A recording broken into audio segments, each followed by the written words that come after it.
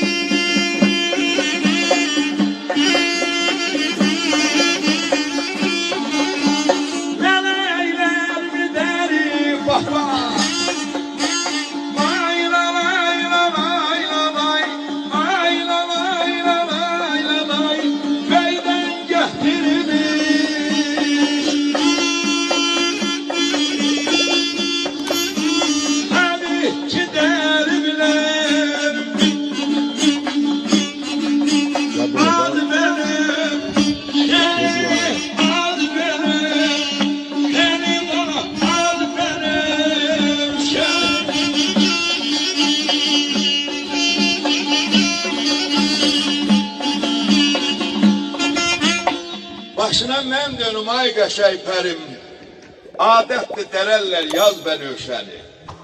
Ağ nazi əllərlə dər dəstə bağlat, hər buxaq altından düz bənövşəni.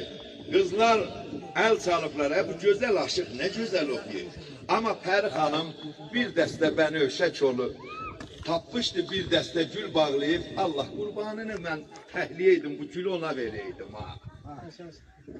Belə kürəkdən boylanıb utanır say qızlar, çəkilin onun sahibi olur.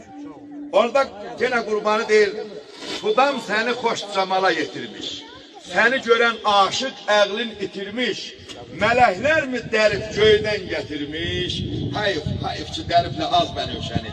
Elə mələklər də dərib göydən gətirsəydilər ki, çox dər edirlər.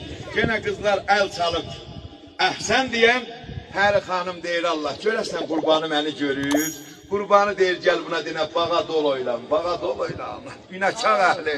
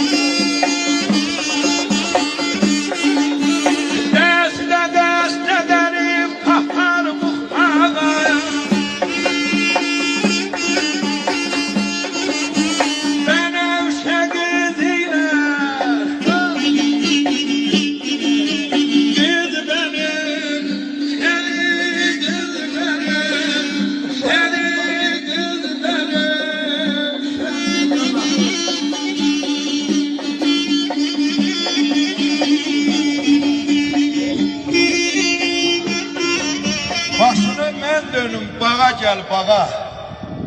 Hüsnün şöyləsindən bağa nur yağa, dəstə-dəstə dərib taxar buxağa, Bənövşə qızı ilər qız Bənövşəni. Qurbanı gördü axı, Pəri xanım hərdən Bənövşə gülün belə iyilir, öz-özünə dedi Bənövşə də səni iyilir, ay Pəri xanım. Orada yenə qızlar əhsən, Pəri xanım qızların küləyindən belə boynum büküb Bənövşə kimi. Qurbanı görə sonuncu kəlməsini necə deyir? Deyirəm toyumuzun mübarəkliyinə.